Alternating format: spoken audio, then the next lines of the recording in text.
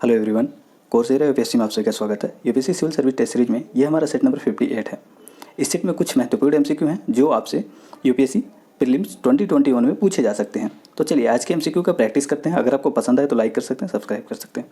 चलिए पहला क्वेश्चन है। पहला क्वेश्चन कह रहा है प्रोटेक्टेड प्लैनेट रिपोर्ट के संबंध में निम्नलिखित कथनों पर विचार कीजिए। कथन एक कह रहा है यह संयुक्त राष्ट्र पर्यावरण कार्यक्रम और IUCN का एक सहयोगी प्रयास है।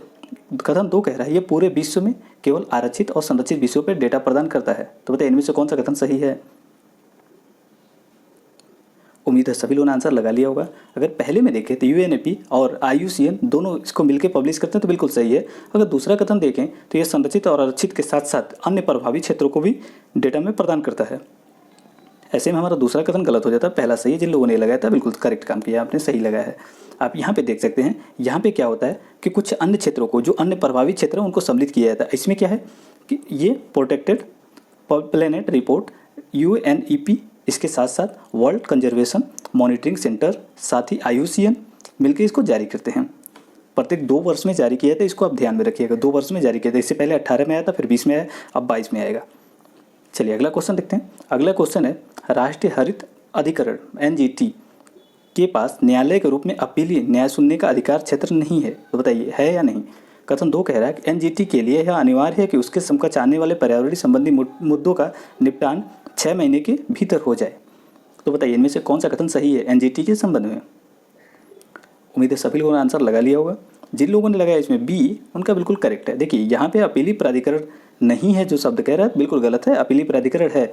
NGT का गठन हुआ था NGT एक्ट 2010 के अंतर्गत। यह क्या करता है, पर्यावरण, वन एवं अन्य प्राकृतिक संसाधनों के संबंध में मुद्दों पे सुनवाई करता है और ये वैधानिक निकाय है, अपीलीय क्षेत्राधिकार है और 6 महीने के अंदर मुद्दों को सुलझाता है।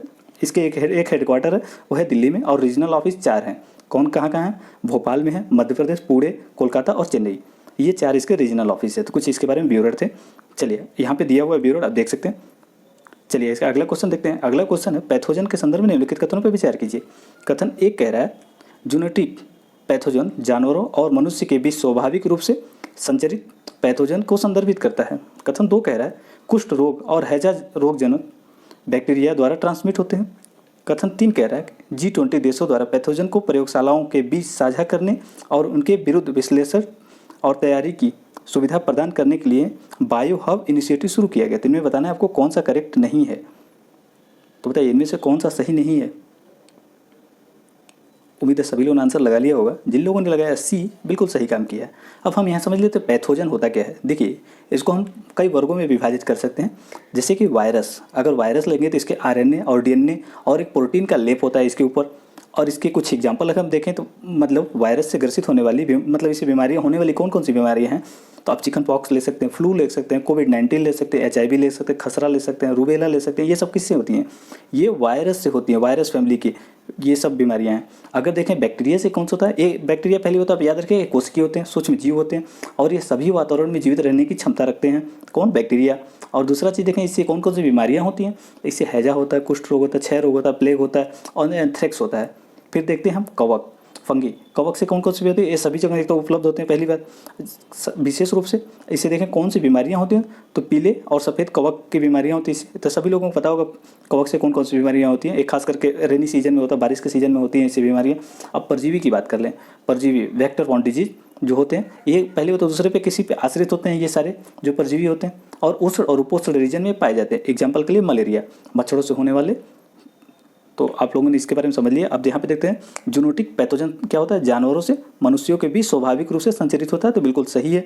दूसरा कथन देखिए कुष्ठ रोग और हैजा बैक्टीरिया द्वारा ट्रांसमिट होते हैं। तभी हमने बताया है कि बैक्टीरिया द्वारा जो होने वाले कुष्ठ रोग हैं, हैजा हो गए, क्षय रोग हो गए, प्लेग हो गए, एंथ्रेक्स हो गए, किसके द्वारा होते हैं, बैक्टीरिया के द्वारा होता है। देखिए ऐसे पूछे जाते हैं आपसे, तो इनके बारे में आप आसानी से याद रखिएगा। सबके बारे में भी अभी हमने समझा दिया, फिर वीडियो पोस्ट करके देख सकते हैं, पीछे करके फिर से समझ लीजिएगा इसको।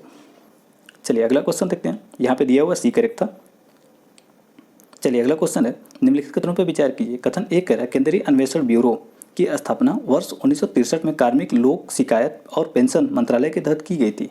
कथन दो कह रहा है CBI संस्थानन समिति की सिफारिश पर गठित की गई एक वैधानिक निकाय है। तो बताइए इनमें से कौन सा कथन सही है। उम्मीद है सभी लोगों ने आंसर लगा लिया है। अगर आप UPSC 2021 के लिए तैयारी कर रहे हैं तो उम्मीद है आप ऐसे क्वेश्चन अटेम्प्ट बहुत आसानी से कर लेंगे। पहले कथन देखें तो आपको थोड़ा सा भी आइडिया हो CBI किसके अंतर्गत काम करती है, तो आपको पता होगा कि ये गृह मंत्रालय के अंतर्गत काम करती थी। यहाँ पे कार्मिक लोक शिकायत और पेंशन मंत्रालय कहाँ से आ सकता है? गृह मंत्रालय होगा। तो पहला कथन गलत हो गया। दूसरा चीज़ देखें तो ये संथानम समिति के आधार पर किया गया। अब बताइए सीबीसी किस समिति के आधार पर गठित की गई थी? सीबीसी के बारे में बताइए। सीबीसी भी संथानम समिति के ही सिफारिश पर गठित की गई थी। और ये सीबीआई वैधानिक निकाय नहीं है। देखिए अभी एक केस आया था, उस केस का नाम क्या है? गुवाहाटी हाई कोर्ट ने अपने एक केस में बताया था कि ये एक असंवैधानिक निकाय है और गैर वैधानिक निकाय है, तो इसलिए इसको वैधानिक निकाय नहीं कह सकते हैं। तो दोनों कथन इसके गलत थे, इसलिए इसका आंसर होगा डी। जिन लोगों ने डी लगाया था बिल्कुल सही काम किया है, आपने सही लगाया। चलिए अगला क्वेश्चन देखते हैं। यहाँ पे व्यूअर दिए हुए हैं, आप देख सकते हैं। चलिए अगला क्वेश्चन है, भारत में निम्नलिखित में से कौन से बौद्ध स्थल यूनेस्को की विरासत स्थलों की सूची में सम्मिलित हैं? कथन एक दिया खजुराहो स्मारक, 2 अजंता की गुफाएं और 3 महाबोधि विहार परिषद, 4 दिया नालंदा विहार महाविहार। तो बताइए इनमें से कौन से ऐसे स्थल हैं जो यूनेस्को की विश्व विरासत सूची में सम्मिलित हैं जो बौद्ध से संबंध रखते हैं? उम्मीद है सभी लोगों ने आंसर लगा लिया होगा। अगर पहला कथन देखें खजुराहो तो ये बौद्ध से संबंध नहीं रखता है, इसलिए हमारा पहला गलत हो गया। अगर दूसरा देखें तो अजंता, ये बौद्ध धर्म से रिलेशन रखता है और ये यूनेस्को की सूची में है। महाबोधि विहार परिषद, ये भी यूनेस्को की सूची में है। नालंदा महाविहार, ये भी यूनेस्को की सूची में सम्मिलित है। तो ऐसे में हमारा सही आंसर होता है डी। जिन लोगों ने डी लगाया था बिल्कुल करेक्ट काम किया आपने, डी इसका सही आंसर था। आप यहाँ पे देख सकते हैं नीचे सूची दी हुई है, आप यहाँ पे जैसे बौद्ध धर्म से संबंधित कुछ विरासत स्थल हैं, जैसे कि नालंदा बिहार में नालंदा महाविहार पुरातात्विक स्थल है, ये भी यूनेस्को की सूची में है। सांची मध्य प्रदेश में स्थित है, बौद्ध स्मारक है, ये भी सम्मिलित है। बोध गया बिहार में स्थित है, महाबोधि विहार परिषद, ये भी सम्मिलित है। अजंता गुफाएं औरंगाबाद महाराष्ट्र में स्थित है, ये भी सम्मिलित है। लेकिन खजुराहो क्या है, 1986 में यूनेस्को की सूची में सम्मिलित था। इसको किसने बनाया? चंदेल वास्तुकला और मूर्तिकाल, मतलब चंदेल शासक ने बनवाया था इसको, और ये बौद्ध स्थल नहीं है। तो सभी लोगों को पता होगा कि बौद्ध स्थल नहीं है। चलिए अगला क्वेश्चन है।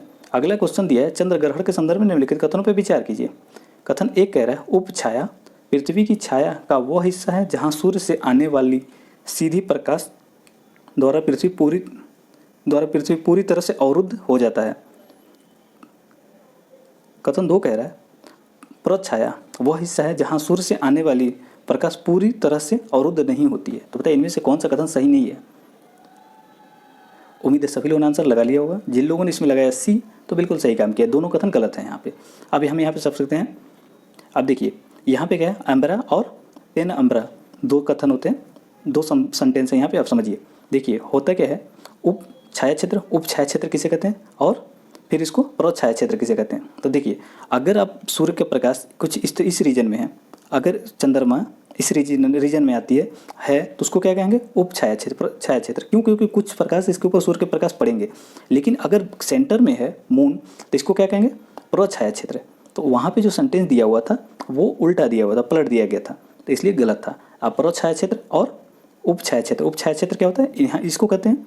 और यहाँ पे प्रछाया क्षेत्र मेन सेंटर में है तो कहेंगे। यहाँ पे क्या होगा, मून बिल्कुल भी नहीं दिखेगा और बिल्कुल ब्लैंक हो जाएगा। तो इस तरह के हम समझ सकते थे। आप यहाँ पे देख सकते हैं, लिखा हुआ है, पढ़ सकते हैं। चलिए अगला क्वेश्चन है, कोयला आधारित ताप विद्युत संयंत्रों में बायो मास के उपयोग पर राष्ट्रीय मिशन के संदर्भ में निम्नलिखित कथनों पर विचार कीजिए। कथन 1 कह रहा है, इस प्रस्तावित मिशन को नवीन और नवीकरणीय ऊर्जा मंत्रालय द्वारा पूरा किया जाएगा। यह खेत में पराली जलाने से होने वाले वायु प्रदूषण की समस्या का समाधान करेगा। यह ताप विद्युत उत्पादन में फुटप्रिंट को बढ़ाने में मदद करेगा। तो बताइए इनमें से कौन सा कथन सही है? उम्मीद है सभी लोगों ने आंसर लगा लिया होगा। अगर आप थोड़ा सा लॉजिक लगाएंगे तो आप बहुत आसानी से आंसर तक जा सकते हैं। देखिए फुटप्रिंट आपको थोड़ा सा भी आइडिया हो तो आप आसानी से लगा लेंगे। फुटप्रिंट का मतलब क्या होता है, कितना आप कंज्यूम कर रहे हैं। जितना कंज्यूम करेंगे फुटप्रिंट आपका बढ़ता चला जाएगा। जैसे कि कहते हैं ना कि एक मांसाहारी व्यक्ति का फुटप्रिंट एक शाकाहारी व्यक्ति की तुलना में ज़्यादा होता है। क्यों ज़्यादा होता है? क्योंकि मान लीजिए वो दूसरे जीव को खाएगा, फिर वो जीव कितने लोगों को खाया था, वह वैसे में साइकिल बढ़ जाती है ना, तो फिर ऐसे में फुटप्रिंट उसका बढ़ जाता है। तो तीसरा कथन गलत है। इसमें क्या होगा, जब हम बायोमास का उपयोग करेंगे तो यहाँ पे फुटप्रिंट बढ़ने के बजाय कम हो जाएगा। तो तीसरा गलत हो जाता है। जैसे तीसरा आप कैंसिल करेंगे तो आप बी सी डी कैंसिल कर लेंगे, आसानी से ए पे पहुँच जाएंगे, आपका ए आंसर हो जाएगा। जबकि आपको फर्स्ट ना पता हो तो भी कर लेंगे। फर्स्ट में क्या होगा, पावर मिनिस्ट्री होगा, एनर्जी मंत्रालय होगा, विद्युत मंत्रालय होगा, sorry the ministry of power होगा। तो पहला कथन तो ऐसे में गलत हो गया। दूसरा तो आपको पता ही चल गया। ये क्या करेगा, बायोमास जब यूज किया जाएगा इससे क्या होगा, हम NCAP मतलब नेशनल क्लीन एयर प्रोग्राम को भी हम योगदान देंगे। क्यों? क्योंकि जब पराली जलाने से दिल्ली के रीजन में आप देखे होंगे क्या होता है उस समय हवाएं बहुत पॉल्यूटेड हो जाती हैं, तो समस्या होने लगती है सांस लेने में सर्दी के दिनों में। दूसरा चीज़ देखिए यहाँ पे ऊर्जा संबंधी बदलाव और स्वच्छ ऊर्जा के क्षेत्र में बढ़ावा हमारा लक्ष्य। आपको पता होगा एसडीजी गोल 2030 तक हमें अचीव करना है। हमें तो भारत ने 2025 तक ही रखा है टारगेट। और अन्य चीज़ें देखें, इससे क्या होगा, जो पराली जलाई जाती है अब पराली को इकट्ठा कर लिया जाएगा और उनके माध्यम से कोल बेस्ड बायो कोल बनाया जाएगा। तो कुछ इस तरीके से बायो कोल दिखता है, इसको बना के फिर यूज़ किया जाएगा इनको किसमें, थर्मल पावर उत्पादन करने में। तो कोयले की जगह अब इनका यूज़ किया जाएगा। तो बस इसीलिए न्यूज़ में थे। आप इस चीज़ को यहाँ पे याद रखिएगा। ये कहाँ पे बनाया गया है, तो अभी देखिए यूपी सरकार ने भारत का पहला कोल बेस्ड मतलब प्लांट लगाया है और इसमें क्या गया यूपी मतलब ये है उत्तर प्रदेश के महाराजगंज जिले के एक छोटे सा शहर है पीलीभीत, वहाँ पे स्थापित किया गया। तो ऐसे आप समझ सकते हैं। कुछ अन्य बातें देख लेते हैं। अगला क्वेश्चन, मुद्रा विनिमय सुविधा। अब इसको करेंसी स्वैप के रूप में भी जानते होंगे, तो इसके बारे में आपको बताना है। कथन एक दिया हुआ है, यह पूर्व निर्धारित शर्तों के साथ मुद्राओं का आदान प्रदान करने का एक समझौता है। कथन दो कह रहा है, विनिमय सुविधा में विनिमय दर और बाजार जोखिम भी शामिल होते हैं। कथन तीन कह रहा है, हाल ही में बांग्लादेश और श्रीलंका ने मुद्रा विनिमय समझौता पर हस्ताक्षर किया है, मतलब करेंसी स्वैप पे हस्ताक्षर किया है। तो बताइए इनमें से कौन सा कथन सही है। उम्मीद है सभी लोगों ने आंसर लगा लिया होगा। अगर आप थोड़ा सा लॉजिकली इसमें समझेंगे तो देखिए पहला कथन कह रहा है यह पूर्व निर्धारित शर्तों के साथ मुद्राओं का आदान प्रदान करने का एक समझौता होता है। ऐसे में अगर दूसरा कथन पढ़ेंगे तो यह विनिमय सुविधा में विनिमय दर और बाजार जोखिम भी शामिल होता है, तो ये गलत हो गया क्योंकि पहले से निर्धारित है, तो बाजार जोखिम कैसे सम्मिलित होगा, इसलिए दो गलत है। अभी हाल ही में बांग्लादेश और श्रीलंका ने 200 मिलियन का क्या किया है, करेंसी स्वैप का हस्ताक्षर किया है, एग्रीमेंट किया है। तो हमारा हो गया सही आंसर सी। एक और तीन सही था इसमें। चलिए अगला क्वेश्चन देखते हैं। आप यहाँ पे देख सकते हैं सारे प्योर वही दिए हुए हैं। करेंसी स्वेप का मतलब ये होता है कि आप एक देश हैं, हम एक देश हैं। अब दोनों लोगों ने एग्रीमेंट कर लिया, आपको मैं डॉलर में दे रहा हूँ, आप मुझे क्या कीजिए अपने जो भी करेंसी आपका उसमें हमें रीपेमेंट कर दीजिए, वापस चुका दीजिए ब्याज सहित। तो यही हुआ है। बांग्लादेश ने क्या किया है, श्रीलंका को 200 मिलियन अमेरिकी डॉलर के ऋण प्रदान किया है। ये ग्रांट नहीं है, ग्रांट में क्या होता है रिटर्न नहीं करना रहता है और या फिर रियायत होता है, तो कम दाम पे भी रियायत है, लेकिन ये ग्रांट नहीं है, एक तरह का ऋण है और इसमें ब्याज भी लगेगा, काफ़ी अच्छा खासा ब्याज लगता है इसमें। तो होता है कॉमर्शियल होता है, एक सपोर्ट के लिए होता है, तो कॉमर्शियल नहीं है, सपोर्टिव थोड़ा सा। तो इस तरीके से आप समझ सकते हैं। इसमें क्या होगा, ऋण और मूलधन दोनों किस में चुकाए जाएंगे, श्रीलंका ही रुपए में चुकाए जाएंगे। तो ऐसे में हमारा सही आंसर हो जाता है सी। चलिए अगला क्वेश्चन है, ब्लैक बक के संदर्भ में निम्नलिखित कथनों पर विचार कीजिए। ब्लैक बक, कथन एक कह रहा है इस पशु का मूल निवास स्थान भारत और नेपाल है। कथन दो कह रहा है इसे पंजाब राज्य का पशु घोषित किया गया है। कथन तीन कह रहा है इसे IUCN के रेड लिस्ट में लुप्त प्राय के रूप में सूचीबद्ध किया गया है। तो बताइए ब्लैक बक के संबंध में कौन सा कथन सही है। उम्मीद है सभी लोगों ने आंसर लगा लिया होगा। जिन लोगों ने इसमें लगाया ए, उनका बिल्कुल सही है। देखिए IUCN का जो इसका स्टेटस है वो लुप्त प्राय नहीं है, इसका गलत दिया हुआ है, लीस्ट कंसर्न है, इसका कम चिंता नहीं है। और दूसरा चीज़ देखें तो ब्लैक बग कहाँ पाया जाता है, ये मूल रूप से इसका निवास स्थान भारत और नेपाल के रीजन में है, लेकिन भारत के अन्य क्षेत्रों में भी पाया जाता है, जैसे कि राजस्थान, गुजरात, मध्य प्रदेश, तमिलनाडु, उड़ीसा और लगभग संपूर्ण प्रायद्वीपीय क्षेत्र में ये पाया जाता है। और ये दूसरा ऐसा जीव है जो क्या होता है, चीता के पास, चीते के बाद दुनिया का सबसे तेज़ दौड़ने वाला जीव है कौन, ब्लैक बग। और कुछ अन्य बातें इसमें देखेंगे तो ये है आंध्र प्रदेश, हरियाणा और पंजाब का राज्य पशु है। तीन राज्य ऐसे हैं, आंध्र प्रदेश, हरियाणा और पंजाब का राज्य पशु है। और इसको देखिए दो धर्मों में इसका बहुत महत्वपूर्ण है। वो दो धर्म कौन से, हिंदू धर्म में इसका पवित्रता का प्रतीक माना जाता है और इसकी त्वचा और सींग को पवित्र अंग माने जाते हैं, सींग और त्वचा को पवित्र अंग माने जाते हैं। जबकि बौद्ध धर्म में इसको सौभाग्य का प्रतीक माना जाता है, मतलब गुड लक का प्रतीक माना जाता है। IUCN स्टेटस का लीस्ट कंसर्न। और एक चीज़ और देख लीजिए, यहाँ पे वन्य जीव संरक्षण अधिनियम 1972 के अंदर सूची 1 में सम्मिलित है और साइट्स के परिशिष्ट 3rd में सम्मिलित है। ये आज का लास्ट क्वेश्चन है, निम्नलिखित युग्मों पर विचार कीजिए। एक साइड में नदियाँ दी हैं, उसकी सहायक नदियाँ दी हुई हैं। अब यहाँ पे दिया हुआ है कृष्णा नदी, फिर दिया हुआ गोदावरी और फिर कावेरी दिया हुआ। तो बताइए इनमें से कौन सा सम्मिलित है। कृष्णा के सामने दिया हुआ मंजारा और पेनगंगा, गोदावरी के समझ दिया हुआ अमरावती और हेमावती, और कृष्णा के संबंध में सामने दिया हुआ मूसी और भीमा। तो बताइए इनमें से कौन सा सही है। कावेरी की समझ दिया हुआ मूसी और भीमा। तो बताइए कौन सा सम्मिलित है। उम्मीद है सभी लोगों ने आंसर लगा लिया होगा। अगर कृष्णा की देखें तो कृष्णा की हो जाएगी तुंगभद्रा हो जाए कोयना, और फिर घाट प्रभा, मूसी, भीमा, ये सभी किसकी सहायक नदियाँ हैं, कृष्णा की। तो मूसी, भीमा हो गई कृष्णा की। यहाँ पे गोदावरी की कौन सी सहायक नदियाँ हैं। अगर गोदावरी की बात की जाए तो गोदावरी की सहायक नदियाँ पूर्णा, वर्धा, प्राणहिता, मंजरा, वैनगंगा, पेनगंगा, ये सब किसकी हैं, गोदावरी की हैं। मंजरा और पैनगंगा हो गई, एक इसमें मिल गई। कावेरी की अगर देखें तो कावेरी की बात करेंगे आप तो इसकी हो जाएगी अमरावती, भवानी, हेमावती और काबिनी।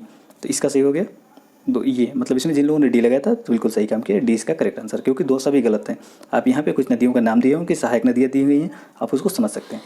आज के सीरीज देखने के लिए धन्यवाद। आपने जितना भी सही किया नीचे जरूर बताएं कि आपने कितना सही किया। अगर दो भी सही हुआ तो भी नीचे जरूर बताइएगा कि आपने कितना सही किया। क्वेश्चन का लेवल कैसा था, इस लेवल का क्वेश्चन सही है या नहीं है, आप नीचे जरूर बताइए, अपना फीडबैक जरूर दें। इस सीरीज देखने के लिए धन्यवाद।